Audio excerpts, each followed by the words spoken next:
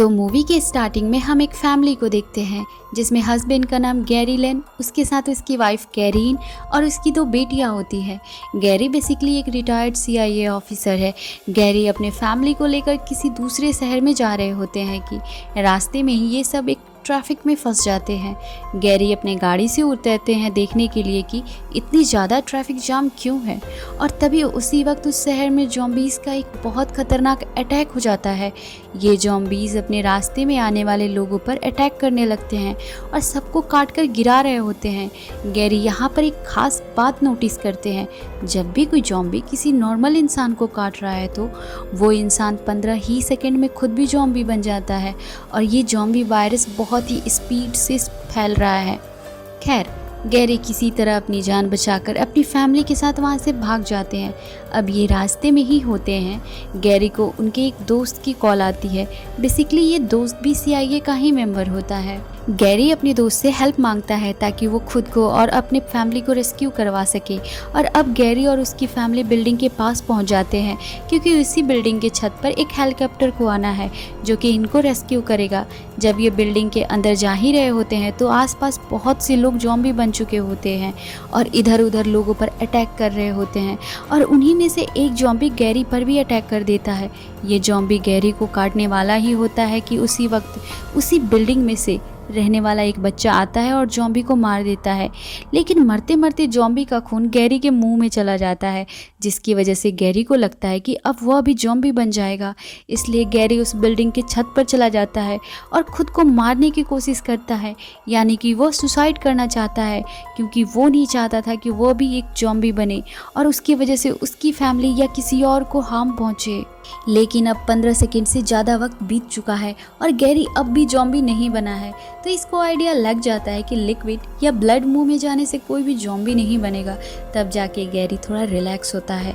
तभी हम देखते हैं कि छत के ऊपर हेलीकॉप्टर भी आ जाता है जो कि उसके दोस्त ने भेजा होता है, और उस हेलीकॉप्टर में बैठे हुए फौजी गैरी और उसके फैमिली को ज़ॉम्बी से बचाते हुए अपने हेलीकॉप्टर में बिठाकर एक सेफ जगह पर ले आते हैं। यहाँ पर गैरी अपने उस दोस्त से भी मिलते हैं जिन्होंने उनकी हेल्प की होती है।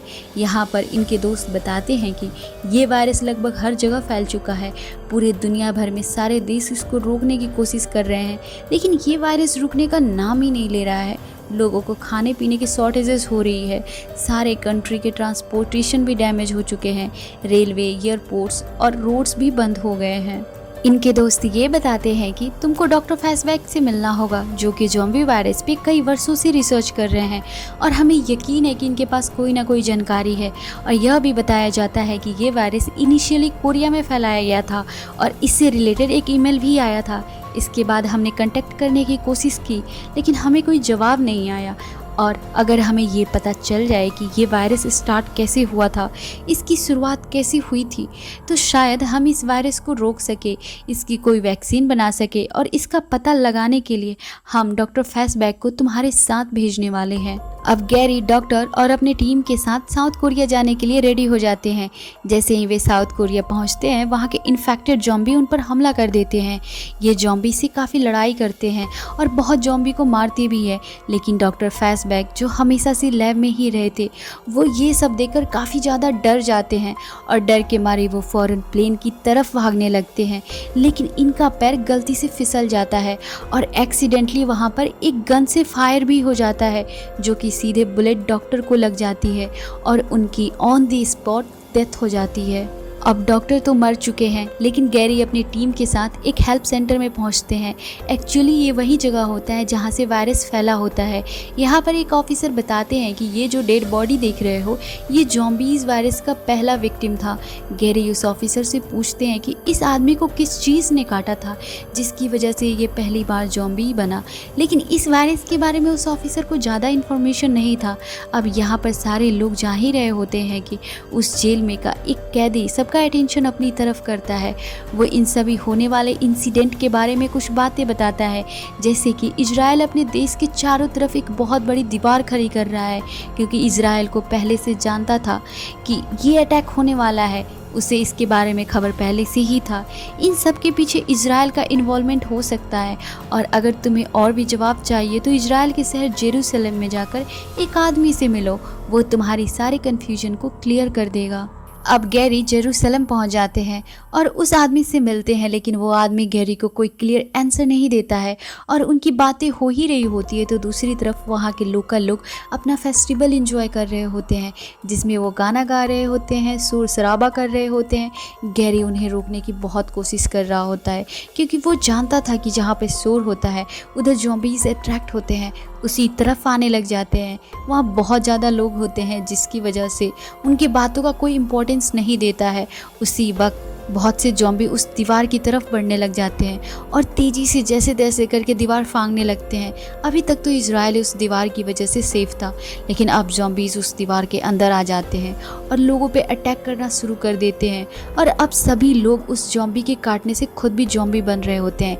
लेकिन यहाँ पर एक स्ट्रेंज बात हम नोटिस करते हैं, सब इन्फेक्टेड होने वाले लोग यानी कि जो ज़ॉम्बी बन चुके हैं वो बहुत से लोगों पर अटैक तो कर रहे थे, लेकिन बहुत से लोगों को छोड़ भी रहे थे। यानी कुछ लोगों पर अटैक किया जा रहा था, वहीं कुछ लोगों को छोड़ दिया जा रहा था, जो कि गैरी थोड़ा सा नोटिस तो करता है, जो कि आगे सीन में रिवील होने वाला है कि ये सब ऐसा क्यों हो रहा है। खैर उसी वक्त वहाँ पर एक लोकल आर्मी का प्लेन आ जाता है, गैरी और उसकी टीम को बचा लिया जाता है।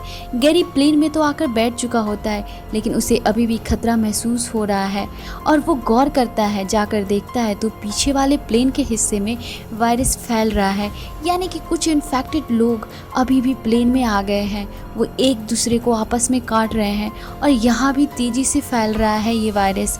तभी गैरी सबका बैग सूटकेस को जोड़कर एक दीवार बना देता है ताकि ये लोग ज़ॉम्बीज़ के नज़र में ना आए। लेकिन बाय मिस्टेक एक आदमी से एक बैग गिर जाता है और थोड़ा शोर हो जाता है और तभी सारे ज़ॉम्बी इधर अट्रैक्ट हो जाते हैं और इन सब पर अटैक करने लगते हैं। गैरी और बाकी लोग बचने की काफ़ी कोशिश करते हैं, लेकिन अब ऐसा वक्त आ जाता है जब गैरी सिचुएशन को कंट्रोल नहीं कर पाता और ग्रेनेड निकालकर फेंक देता है। प्लेन उड़ रहा होता है और उसी में बहुत बड़ा धमाका होता है और प्लेन क्रैश कर जाता है और पूरे प्लेन क्रैश में सिर्फ 2 लोग ही बचते हैं, एक गैरी और दूसरा एक फीमेल ऑफिसर जिसका नाम सीजिन है। वो काफ़ी जख्मी तो हो चुके हैं, लेकिन किसी तरह वो WHO के रिसर्च सेंटर में आते हैं। गैरी को यहाँ फर्स्ट एड दी जाती है और WHO के डॉक्टर के पूछने पे गैरी बताता है कि बेसिकली मेरा यहाँ आने का मकसद है वैक्सीन हासिल करना ताकि इस वायरस को रोका जा सके, जो बहुत ज़्यादा इफेक्टिव हो लेकिन जानलेवा ना हो। क्योंकि मैंने एक बात नोटिस की है, जब भी इन्फेक्टेड ज़ॉम्बी दूसरे इंसानों पर हमला करते हैं तो वो कुछ लोगों को छोड़ देते हैं, उनको बिल्कुल ही अनदेखा कर देते हैं, क्योंकि वो लोग पहले से ही किसी न किसी बड़ी बीमारी से पीड़ित थे। यानी जिन लोगों को पहले से कोई बड़ी बीमारी थी इसलिए वो ज़ॉम्बी नहीं थे, क्योंकि ज़ॉम्बी सिर्फ हेल्दी बॉडी को ही काट कर इन्फेक्ट कर रहे हैं और अपना वायरस फैलाते हैं। ज़ॉम्बी स्मार्ट है, वो हेल्दी लोगों को नुकसान नहीं पहुंचाते हैं। बेसिकली ये सब डॉक्टर्स होते हैं, वो कहते हैं कि तुम्हारी थ्योरी प्रूफ करने के लिए एक प्रूफ चाहिए, हम ऐसे ही तुम्हारी बातों पर यकीन नहीं कर सकते हैं। जैसे हम में से कोई एक आदमी उस वायरस को इन्फेक्ट करके उस ज़ॉम्बी के सामने जाए, अगर वो ज़ॉम्बी अटैक नहीं करेगा तो इसका मतलब है तुम्हारी थ्योरी बिल्कुल ठीक है। खैर गैरी ये सब करने के लिए तैयार हो जाता है, लेकिन अब प्रॉब्लम ये आ रही थी कि इस वायरस का एंटीडोट जहाँ पर पड़ी हुई थी वो उस फैसिलिटी के उस एरिया में थी जहाँ पर सभी लोग ज़ॉम्बी बन चुके थे। अब ये लोग उस एंटीडोट वाली वैक्सीन को हासिल करने के लिए उस एरिया में जाते हैं और कोई चीज़ गिरने से आवाज़ होती है, फिर सारे ज़ॉम्बी एक्टिव हो जाते हैं और इन पर हमला कर देते हैं। गैरी के कुछ साथी भागकर अपना जान तो बचा लेते हैं, लेकिन गैरी अभी भी उसी एरिया में फंसा होता है। वो ज़ॉम्बी से लड़ता है और जल्दी से एक सेफ जगह पर आ जाता है और लकीली उसी जगह पर सारे एंटीडोट उस वायरस के होते हैं। वो वैक्सीन लेकर बाहर आने वाला ही होता है कि गेट पर एक ज़ॉम्बी आ जाता है, तो गैरी डिसाइड करता है कि इस वैक्सीन को खुद के अंदर इंजेक्ट करना होगा। अब गैरी भी इन्फेक्टेड हो चुका था और अब वो ज़ॉम्बी हमला नहीं करता है। गैरी पहले से हेल्दी होता है, लेकिन अब वो भी इन्फेक्टेड हो चुका है और वो ज़ॉम्बीज़ के बीचों से होकर वैक्सीन को ले आता है। अब सभी लोग काफ़ी खुश होते हैं क्योंकि उनको इस वायरस का एंटीडोट मिल गया है और उनके पास इस वायरस का इलाज है। अब गैरी कुछ वैक्सीन को लेकर अपने फैमिली के पास जाता है और उनको वैक्सीन दे देता है और अपने दोस्त को भी देता है जिसने उनकी जान बचाई होती है मूवी की शुरुआत में हेलीकॉप्टर भेजकर, ताकि इस पर और रिसर्च किया जा सके और वैक्सीन बनाया जा सके और सभी लोगों को दिया जा सके। अब यहीं पर मूवी का दी एंड हो जाती है। Thanks for watching.